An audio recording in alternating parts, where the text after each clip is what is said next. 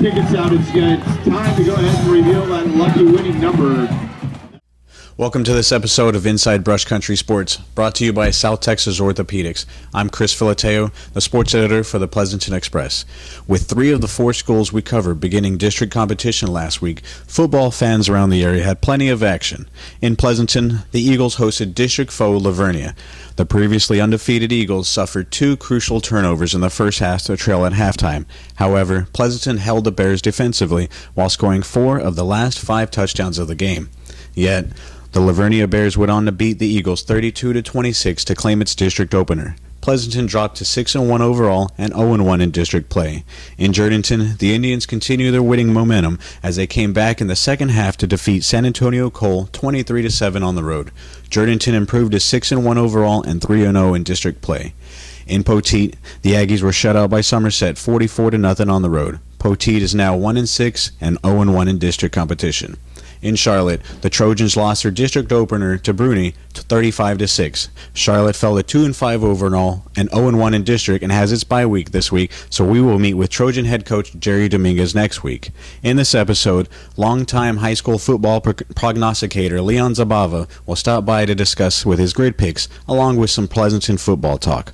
We will also break down every game going into Friday's matchup. First, we will look at UTSA's loss to Rice last week at the Alamodome. The Roadrunners simply ran out of time against the Rice Owls last week as UTSA fell short 27-21 at the Alamodome. UTSA took the early lead at 7-6 after a touchdown, but Rice reached the end zone 3 consecutive times to answer. Rice led 20-7 at halftime while controlling the majority of possession.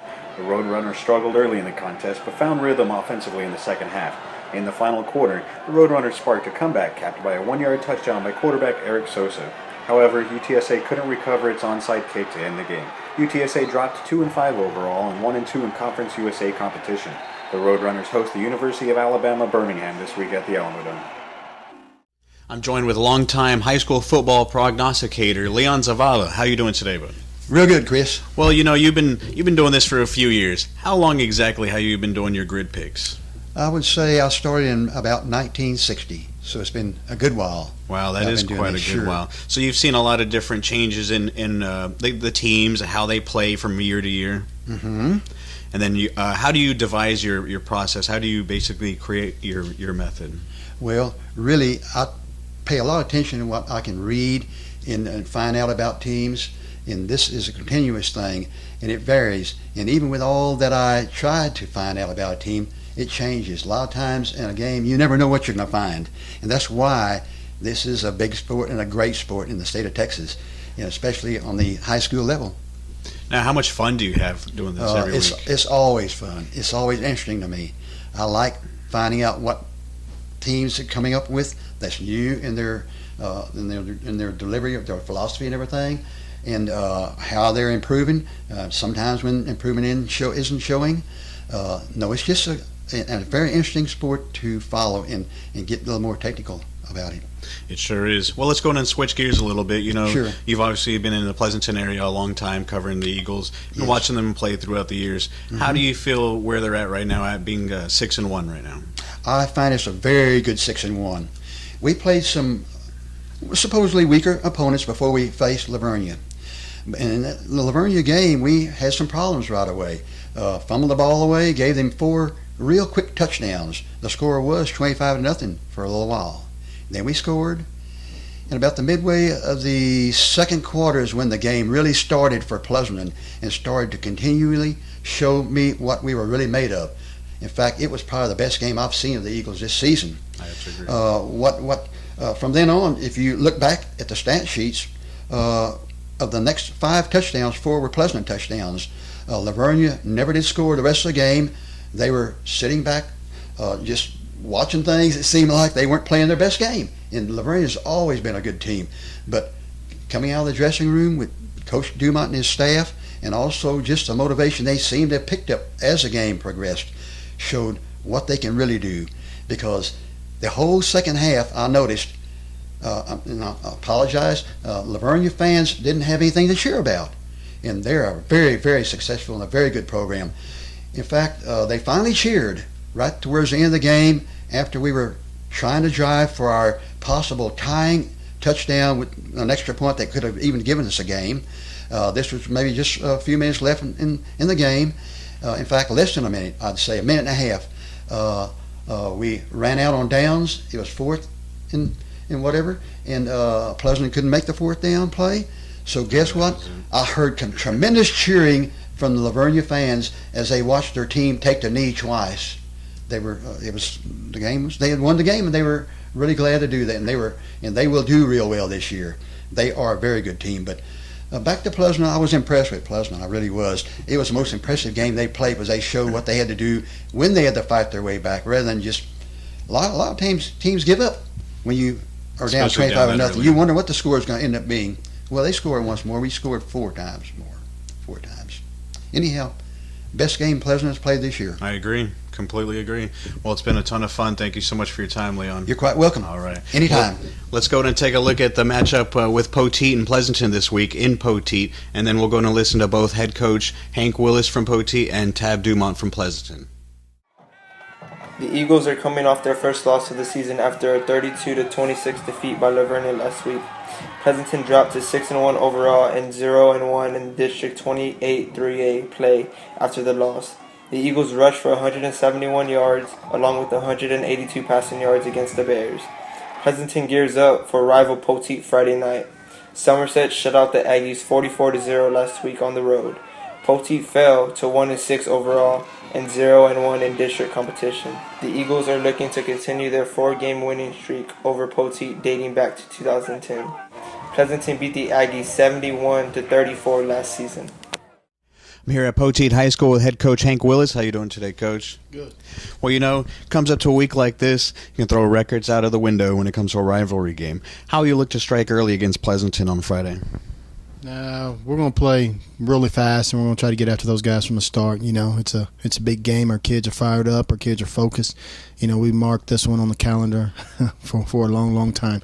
So we're excited, and we're ready to go, ready for Friday night. Now, on the defensive side, how you look to contain their offensive attack as far as rushing performance by their starting quarterback? Rello's athlete. He's a good kid, and we got some things that we're going to do a little bit differently, and we'll be ready to go. We got some things in place. I think we can keep him contained. Now, how important is home field advantage when it comes to a game like this? A lot. Our kids are very comfortable playing here, and again, like I said, I don't think it really matters where we play. We play these guys in an alley, so we're going to get after these guys. Great. Thank you so much for your time, Coach. I'm here at Pleasanton High School with head coach Tab Dumont. How you doing today, Coach? Doing good. Well, this week's pretty special for the kids, for the people of Pleasanton, for yourself perhaps. But going into Poteet, it's going to be a pretty difficult game, throwing the records out of the window. How will you prepare for this game? We're preparing for it like it's any other game. It's a big game because it's our next game. Poteet, there's no doubt it's a rival, 6 miles apart. Both communities are very proud. But it's our next game on the schedule, and they're the next opponent. Now, since you've been here at Pleasanton for over 20 years, what do rivalry games like this mean to you? They mean a lot because there's a lot of talk that goes on for those other 364 days. But it's two good communities, two good teams going to be going after it Friday night. And it ought to be exciting. Now, they have a pretty good threat, especially as far as special teams with Derek Santos, the senior Derek Santos. He's very athletic and can make some moves when he has some open space available. How do you look to contain him? Well, he's a phenomenal athlete. He had a big game against us last year, kept them in the ball game, to be real honest with you. He's a phenomenal athlete. We'll have our hands full trying to get to Derek Santos. Great. Well, thank you so much for your time again, Coach. Good luck on Friday. Next, District Leader Jourdington hosts the second-place team in its group, Goliad. Afterward, I sat down with Jourdington head coach Wayne Johnson to talk about the importance of this week's district contest. I'm here at Jourdington High School with head coach Wayne Johnson. How you doing today, Coach? Hi, Chris. Doing good. Well, you have a pretty tough week coming up with Goliad. How do they line up offensively? Much different than what we saw the last 3 or 4 weeks. They're spread all over the field pretty much, and they spread you out, but then they like to run the ball. Their quarterback is a great athlete, and they run the option out of the spread and that kind of thing. So they're a wide open ball club. What's their defensive formation? Defensively, against what we're running, they're going to pack it in pretty good. We're hoping we can maybe throw the ball on them a little bit just because they are so packed up in there. Well, you guys are leading the district right now. Goliad's number 2. How will this game measure up as far as the rest of the season? It's a game that the winner of this game has a good chance of winning the district because there's other big guys down the road for us. So it is a big game for us. Though if we plan on winning the district, I think we have to win this ball game. Now, what do you truly believe it'll take to win on Friday? Well, we can't have any turnovers. That's one of the big things in when teams are evenly matched, and I think we're pretty evenly matched. The turnover battle, and then special teams also. You can't have any mistakes in special teams, and if you execute everything else, offensively and defensively, I think we'll be all right. Great. Well, thank you so much for your time, Coach. Good luck. Don't forget to follow us on Twitter for the latest scores of your favorite area teams at PE1909. Join the conversation at #MyBCSports. Well, that's it for this week's episode of Inside Brush Country Sports. We want to thank Pleasanton's Big E, and I'd also like to thank you for watching at home or wherever you may be. We also want to extend our gratitude to South Texas Orthopedics. Signing off, I'm Chris Filoteo. Head out there and enjoy your Friday night lights.